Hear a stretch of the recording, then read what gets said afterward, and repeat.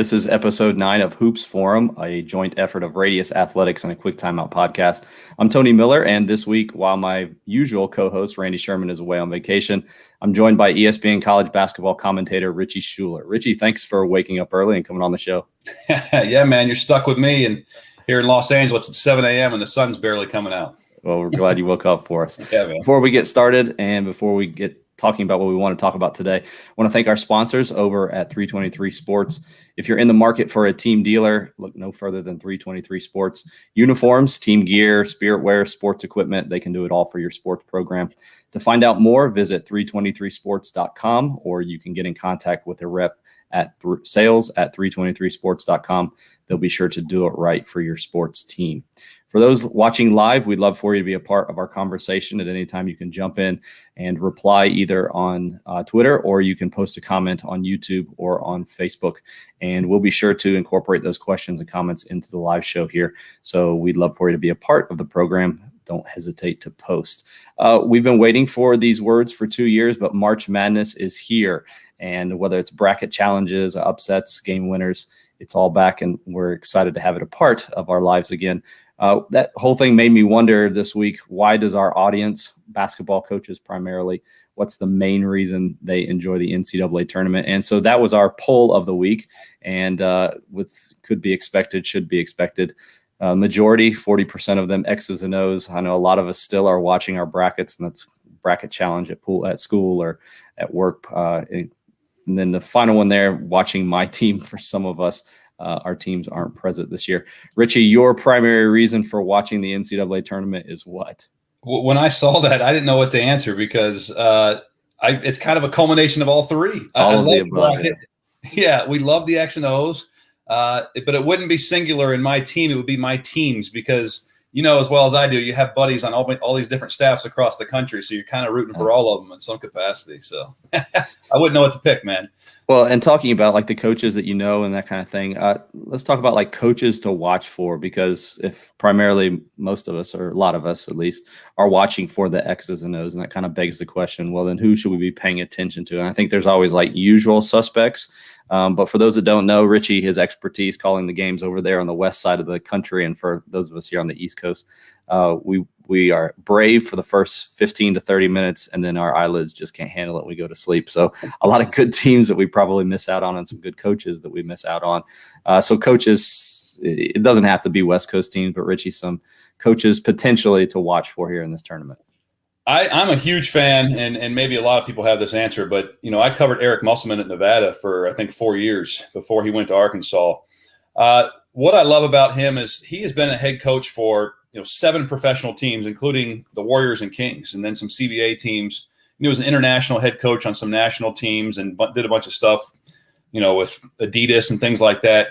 And then before he became a head coach at Nevada, he was an assistant coach at Arizona State and LSU. And you talk to him about that, he'll tell you that it set the foundation for him to kind of create a plan on how he wanted to do it. And he felt like if he went straight to being a head coach, he would have failed. But he was an assistant. He humbled himself, and he went that way. And I just love watching him practice. I love watching their shoot-arounds. The most organized shoot-arounds I've ever seen in my entire life. Every single coach, every single manager, every single GA is on board. They're so in sync. They're together. They're energetic. They're efficient. It's just incredible. It's clockwork. And anyway, I love watching his teams. He has an incredible X and O mind. He's seen it all in every different level of basketball, as far as professional and college. And it's just, I love watching him because his scouting reports are fantastic. They're so detailed on their scouting reports. So even if their X and O's aren't going, I know their defense is going to be tough and very good. One that I have had the privilege of actually coaching against, not at the current school that he's at, Mike Young at Virginia Tech. You want X's and O's and want, whether it's out of bounds plays, his half court offenses are incredible. He's got a lot of those like moving parts. So you probably have to watch it with a DVR or, recording so that you can go back and see what's happening on both sides of the floor. But there's just so much to guard, and it can be sometimes confusing for defenses, and what he's done there at Virginia Tech so quickly. That's one that I thought of. Some of you that watched maybe last night, and I posted this on Twitter, but Robert Jones over at Norfolk State, I had the opportunity to watch him 2 years ago at the Nike clinic, at a Nike clinic here, and down in Myrtle Beach, and their defense that they run, it's almost like a morphing defense. It changes and it'll move. Sometimes it'll move from zone to man. Sometimes it's zone to a different zone. But I think you saw even on like that last possession last night. We can talk about this. Don't have to talk about it long, but calling a timeout and allowing your team to get set versus kind of just going at it right away. I don't know how you feel about that, Richie. Any thoughts with that?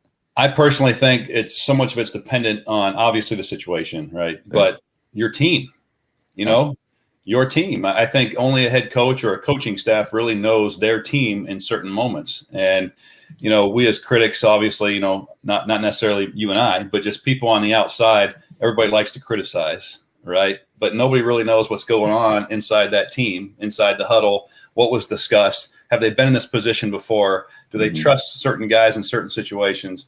All those kind of things. So I just feel like it's a very much an individual team decision. But, I personally think if there's time to let them go. And if I think that nothing's going to come to fruition out of it, okay, burn your timeout. But I that's how I feel about it. How do you feel? I'm primarily wanting to just keep and let them play. But I do also understand I have been in a position where we've called the timeout. And I think it's also one of those things where if you've been through it before and it didn't work, then you're probably going to do it the opposite way. It doesn't matter what you believed beforehand. And if it worked for you, then you're going to do it that exact same way again. But like you said, I mean, there's a lot of, I've heard, older teams, obviously maybe letting them play. Younger teams, you have to call something out. Where the ball is, momentum, what league you're playing in, if they move the ball, where it's at on the floor. I mean, there's just a ton of factors. So and what has been going on during the course of that game. Right. Like during that course of that game, have things worked? Have they not? Is their transition D so good that you need to burn one? That kind of thing. Right. So instead of just coaches, but style of play. Richie, you've not just been a commentator, but also coached before. And it could be a style of play that you've played before, coached before, or something that you've seen now that you're liking or feeling like the game is moving towards, but a team and style of play that you enjoy this year. Yeah, I would say, and I'm kind of spoiled because I get to see them play all the time, is Utah State under head coach Craig Smith, who's a guy I love watching their team play. Growing up, being from Cincinnati, Midwest, we were total 3-around-2. Everybody at that time played the Bob Knight style because he was the big coach at the time in the area. And you look at Craig Smith, he's a Midwestern guy too, but he's gone into a 4-round-1 doing a lot of the same stuff. It's a lot of motion offense, 4-round-1. They're certainly inside and out. I mean, they are looking inside to their big fella down inside who does things really well. And he can kick out for shots when he gets double teamed. His name is Nemius Queta, 7-footer. But they are total motion based, just like Bobby Knight was when he was at Indiana. They're so good in the half court. I mean, you're talking back screens, down screens, flare screens, just a contrast of random movements and screens. They do use entries, but then they go into sets after their motion, and they give their players freedom. They have a lot of high IQ guys, horns, drag ball screens, but they're also excellent in transition. So it's not like they're just a boring half-court team. I mean, they are getting out. They're getting layups in transition. They're getting threes. But they're so balanced, and guys have freedom, and it's an unselfish group. And if I were to get back in coaching again, I'd like to have a group just like theirs offensively. And then I'd even talk about defense, but they certainly switch that up quite a bit. And they really get their defenders in rotation. So it's pretty exciting to watch. Yeah, I'm looking forward to watching them play. I think for me, to no surprise, a lot has been made already about them, but Alabama and particularly what they do, but more of the drive in space offense that Nate Oates brought with him. And I think a lot of people don't know Alabama, a great defensive team. I think they're third right now in the top 5, at least efficiency. So both sides of the ball, if you're watching for both sides of the ball and you haven't watched Alabama play, then check out Alabama. All right. This is the one that I think everybody enjoys, but talking about like best prediction or your prediction for an upset. Is there anything that sticks out to you here? I didn't pick a lot of upsets this year, and you would think in a year like this, but I didn't. But the one that I did, and I got them going to the Sweet 16 is Syracuse. The 11 seed. I have them beating San Diego State, and I cover San Diego State, so I would hate to see that. And then I also have them beating West Virginia in the second round. Those are my biggest upsets, and they're an 11 seed. And the reason I say that is I just Boeheim seems to be pretty good in in the NCAA tournament. But more so because it's just something you don't normally play against, as you know, when you're playing against very long, smart guys who run this 2-3 zone that hardly anybody in the country does game in and game out consistently. And Syracuse is excellent at it. Obviously, they've been doing it for like 4 decades. So they're really good. So when something that you don't really prepare for to that extent most times of the year, I think they're very, very dangerous. And obviously they're an excellent defensive rebounding team traditionally. So they get stops, they get rebounds, and then they score on the other end. I think they're very tough. What do you think? The two that I had, one that you just mentioned, which apparently you didn't pick, but potentially Texas Tech over San Diego State. And I think that game's coming up here shortly, right? It's one of the earlier games. And then the other that I think a lot of people are starting to get on a little bit more, but Winthrop over Villanova. Winthrop 23-1 right now. Villanova with a couple key guys have been hurt. I think they finished the season like 3-3, so they kind of limped into the NCAA tournament, lost in the first round of the Big East tournament. Winthrop, a very fast-paced team. I've actually talked about them on this show before. We talked with Jordan Sperber about them a little bit. Deep team. They go about 11 players deep. Ironically enough, they asked us to play this year. Unfortunately, we couldn't fit it into the schedule. Looking back on it now, that would have enjoyed the guarantee money, but the massacre probably wouldn't have been worth it. The only negative, the other negative with that game is the fact that I think it's going to tip somewhere after 10 o'clock, and here on the East Coast, like those games just kill me. So I don't know if I can handle another late game, but those are the two that I've primarily thought about. When I first got out of coaching, my first step into media was at Winthrop. I was their radio announcer, their analyst. I did not know that. Yeah. So I was there for Pat Kelsey's very first year. Yeah. So I'm a fan of Pat Kelsey. He's a great guy. Yeah. But they really have good coach. Yeah. But with the addition now on staff of Dave Davis, who came from Newberry, before that Pfeiffer, they played that style. Yeah. And now they're inserting a lot of that, which a lot of people didn't think you could do at the Division I level, but I don't think they're going full out Grinnell, but they are certainly playing fast and doing a little bit of full court press. Yeah, played against Coach Davis's Newberry teams. That wasn't fun either, so shout out to Coach Davis there. All right, next segment here we call Beyond the Scoreboard, and this is presented by Sideline Interactive. You may be wanting to increase your revenue for your sports program or improve the fan experience, or maybe it's just time to replace those really, really old scoreboards. Sideline Interactive is the leading manufacturer of scoring tables and video display boards for high schools and colleges around the country. To find out more about Sideline Interactive, visit sidelineinteractive.com. We're going to bring in some plays here for people to look at. And the topic here is your all-time favorite March Madness moment. And again, for us, thinking primarily as coaches here about more of like X's and O's. Richie, I got you on tap first, so why don't you go ahead? I'll pull it up here for you. But your favorite all-time March Madness moment is what? Well, a lot of people have the same moment, but I love the Bryce Drew shot over Ole Miss back in 1998. You have to remember there wasn't as much parity back then. Upsets weren't as easy as they come by now. And, of course, I went to school in Indiana, so it was cool to root for an Indiana team. I love this play. They drew this play up for Bryce Drew. It's something that they had practice all year round. And a matter of fact, when they got to the timeout, the players told the coaches, we need to run this play. And they called it Pacer. And that year, what they did is they all their late game situational stuff they named after NBA teams. So that taught me as a young coach how to distinguish plays in the minds of the players. Bryce Drew is the number 2 there at the top, and obviously you have the inbounder. I'm going to back it up just a little bit. The 4 was actually on the right block, and the 5 was on the left block. And what the 4 did was he went and set like a fake cross screen for the 5, just as false movement. And then he sprinted to the top of the key where we start to play there, and he caught the ball in between the 3-point line and half court. He's supposed to catch it, right above the 3-point line if he can.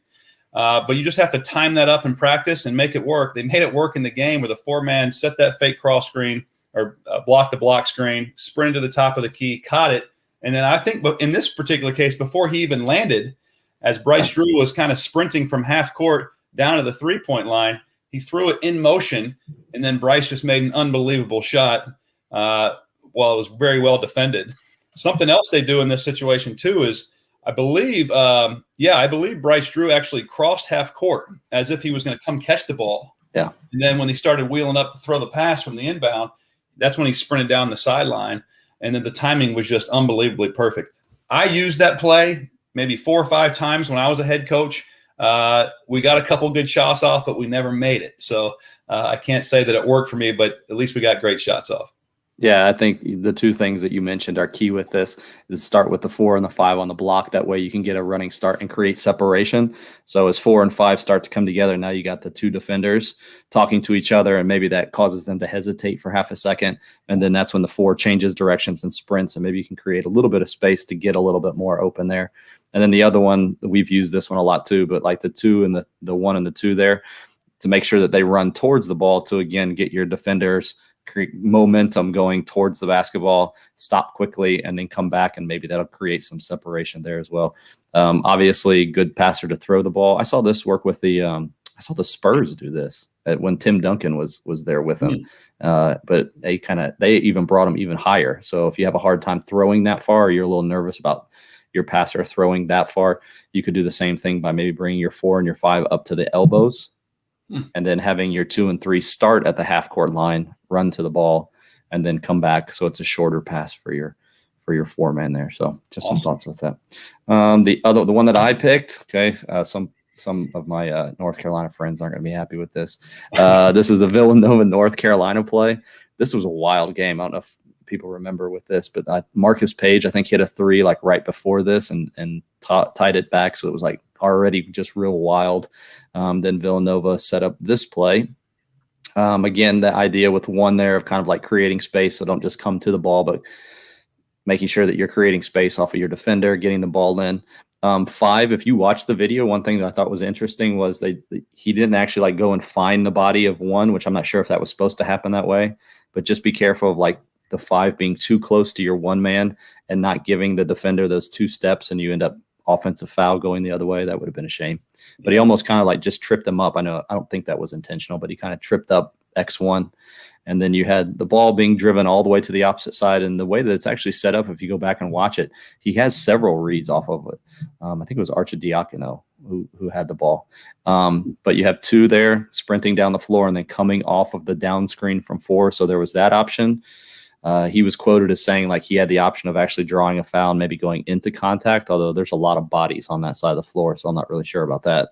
It was interesting that he drove towards that side. I think he had kind of made up in his mind I was going to toss it back to, wasn't it Jenkins who shot it? I can't remember who it was. Yes. So probably had decided to throw it back because you have all that space on the opposite side of the floor that he could have potentially drawn to the back basket. Because it was tied. It wasn't like they needed a 3. But then the principle of like the dribble handoff or the toss back, because, you drive, the help defender is underneath, you toss it back, and you have a guy stepping into a 3-point shot. I think that's when you're talking about fast break shots, those shots from the wings are almost better than the shots from the corners, because a lot of times guys will shoot better stepping into a shot than they would if they were in the corners and catching it from the side and then having to step in. So a lot of things working in their favor, kind of some random thoughts. I don't know if you have any random thoughts with that play. Well, I'll say you're right. This is probably the best play in March Madness history. A walk-off 3-point shot. Sure. In the championship game, yeah, I'd have to agree for sure. Everybody's dream, right? I mean, North Carolina State won on the dunk, but this was a walk-off 3. It was just absolutely incredible. I about jumped out of the couch when I saw that. Yeah, pretty wild. For those that are watching or listening on the replay, just to let you know, we're planning on, we did this last week, if you caught it here on the live stream, but we're planning on for the national championship game in just several weeks here. We're going to do a watch party. So we'd love to have you join in. Just kind of an opportunity to listen to the broadcast from a couple coaches' perspectives. So if you get tired of the broadcast or want a different view, try to have some visuals, and we'll incorporate plays. So you'll be able to see some of the X's and O's behind the 2 teams. So a little bit of play before now and then. So hopefully you enjoy the tournament. We appreciate all of you who joined us this week. If you missed any part of the show, you can go back and watch or listen to it. It is posted on Facebook and also on YouTube on my YouTube channel.